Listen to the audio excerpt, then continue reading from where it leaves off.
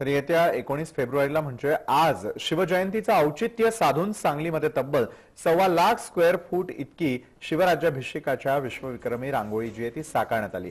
जिल्ह्यामध्ये 100 कला शिक्षकांनी मिळून ही रांगोळी काढलेली आहे। या रांगोळीच्या माध्यमातून शिवरायांच्या कर्तृत्वाला अभिवादन करण्यात आलं। ही कलाकृती साकारण्यासाठी 30 टन रांगोळी वापरण्यात आली आहे। या रांगोळीसाठी 30 लाख रुपयांचा खर्च आला असून हा खर्च लोकवर्गणीतून जमा करण्यात आलाय। या महारांगोळीची Guinness book, Limca book, Asia book, India book, Google book, global book, त्यानंतर वर्ल्ड बुक अशा 9 बुक्स मध्ये नोंद होणार आहे।